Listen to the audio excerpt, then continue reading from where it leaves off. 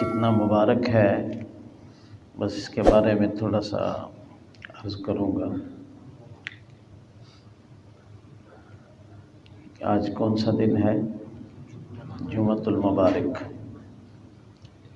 رمضان المبارک سے ہٹ کر بھی جمعے کا دن، جمعے کے عصر کے بعد کا وقت انتہائی مبارک ہوتا ہے۔ پھر رمضان المبارک اور پھر رمضان المبارک کا آخری جمعہ اور اس کے عصر کے بعد کا وقت، اور آپ کو اللہ پاک نے اپنے گھر میں بٹھا دیا ہے تو یوں سمجھیے کہ کچھ دینے کے لیے بٹھایا ہے، کچھ عطا کرنے کے لیے بٹھایا ہے۔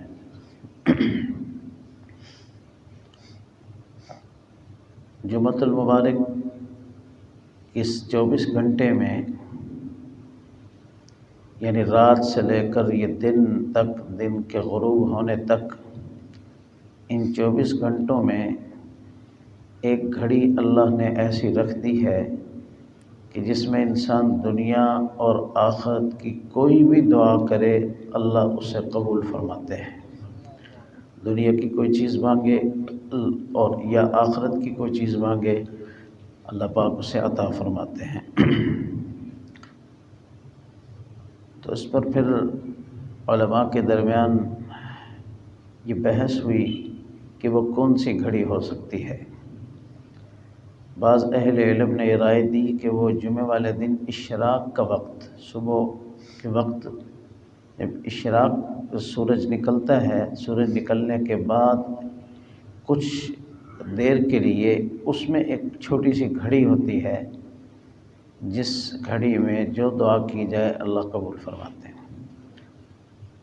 دوسری رائے اہل علم کی یہ سامنے آئی کہ دونوں جمعہ کے دونوں خطبوں کے درمیان جو وقت ہوتا ہے یہ قبولیت کا وقت ہوتا ہے۔ تیسری اور بڑی رائے اہل علم کی یہ ہے، اور راجح یہی ہے،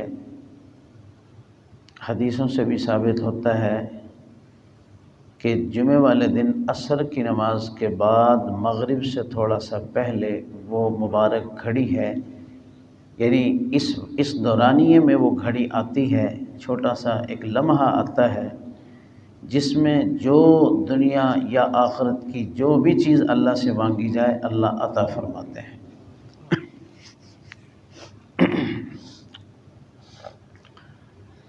حدیث پاک میں بھی ہے کہ ایک قبولیت کی گھڑی ہے، اسے فرمایا کہ عصر کے بعد تلاش کرو، جمعے والے دن عصر کے بعد اس گھڑی کو تلاش کرو جس میں جو دعا کی جائے اللہ قبول فرماتے ہیں۔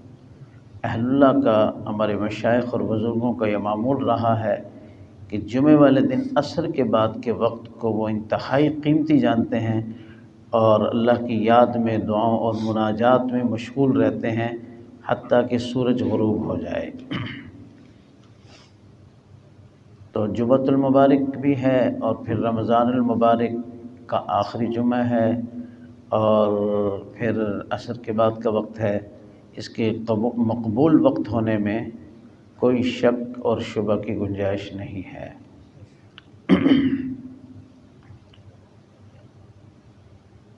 میرا مشورہ یہ ہے کہ اجتماعی اس سے مجلس سے فارغ ہو کر ساتھی جتنے بھی ہیں وہ مناجات میں، دعاؤں میں مشغول ہو جائیں، خواہ دسترخوان پہ بیٹھ کے ہو جائیں یا اپنی اپنی جگہوں پر دعاؤں کے اندر جو کچھ اللہ سے مانگنا ہے مانگ لیں۔ ضروری نہیں ہوتا کہ اجتماعی شکل میں مانگا جائے، اصل تو دعا انفرادی اور تنہائی اور خلوت کی ہوتی ہے، یاد رکھنا۔ ہاں، اللہ مجلس میں بھی دعا قبول کر سکتے ہیں، مجلس میں یعنی خفیہ الفاظ کے ساتھ، ادعوا ربکم تضرعا وخفیہ، فرمایا کہ عاجزی کے ساتھ اور آہستہ اپنے رب کو پکارو، آہستہ اور اپنے رب کو عاجزی کے ساتھ پکارو۔ دعا میں بھی افضل یہی ہے کہ دعا آہستہ کی جائے، کیونکہ اللہ تبارک و تعالیٰ آہستہ کو بھی سنتے ہیں، وہ تو علیم بذات الصدور ہیں، سینوں کے رازوں کو، یعنی وہ تو خاموشیوں کی زبان بھی سمجھتے ہیں۔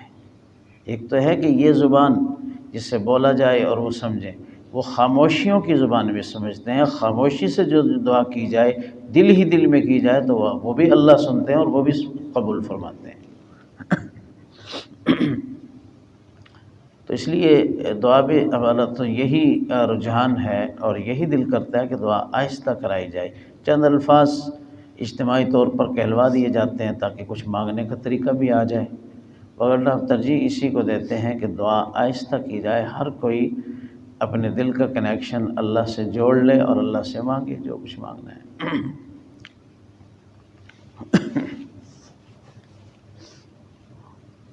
کیا مانگنا چاہیے یہ بھی ایک مسئلہ ہے. بعض لوگوں کو یہ بھی پتہ نہیں ہوتا کہ مانگنا کیا ہے اللہ سے. جب انسان کوئی بھی شخص دعائیں شروع کرتا ہے، مانگنا شروع کرتا ہے، اسے پھر یہ سکھانا نہیں پڑتا کہ اللہ سے کیا مانگنا ہے. اللہ پاک خود ہی اس سے سمجھاتے ہیں، القاء فرماتے ہیں کہ یہ بھی چیز ہم سے مانگو، یہ بھی ہم سے مانگو، یہ بھی ہم سے مانگو، یہ بھی مانگنے کی چیز ہے، یہ بھی مانگنے کی چیز ہے. ایسے جیسے کچھ سکھا رہا ہے اور زبان پر اس کے الفاظ آ رہے ہیں اور وہ دعا بنتے جا رہے ہیں. ایسا ہوتا ہے جب انسان دعاؤں کا اہتمام شروع کرتا ہے. پہلے ذہن میں یہی ہوتا ہے کیا مانگیں گے، دو چار چیزیں ہوتی ہیں مانگنے کی بندے کے ذہن میں، انسان کے ذہن میں یہی ہوتا ہے کہ دو چار چیزیں، آخرت کی بخشش ہے اور دنیا کی ہے کہ رزق مل جائے، عافیت مل جائے، صحت مل جائے، صاحب اولاد ہے، اولاد بڑی ہے تو کاروبار ان کا لگ جائے، شادیاں ہو جائیں، یہ ہو جائے، وہ دو چار چیزیں ہوتی ہیں. انسان بس اسی کو سمجھتا ہے سب کچھ. لیکن جب دعاؤں کا اہتمام کرتا ہے، مانگنا شروع کرتا ہے، تو پھر سمجھانے والے اس سے خود سمجھاتے ہیں کہ ہم سے کیا کیا مانگنا ہے.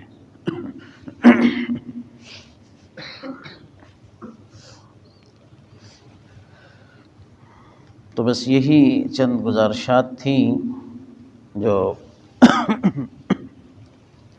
ذکر سے پہلے ضروری سمجھ رہا تھا. اللہ پاک عمل کی توفیق نصیب فرمائے. آج کے دن سمیت جتنے بھی باقی ایام ہیں اللہ ہمیں قدردانی کے ساتھ گزارنے کی توفیق عطا فرما دے. درود پاک پڑھ لیں.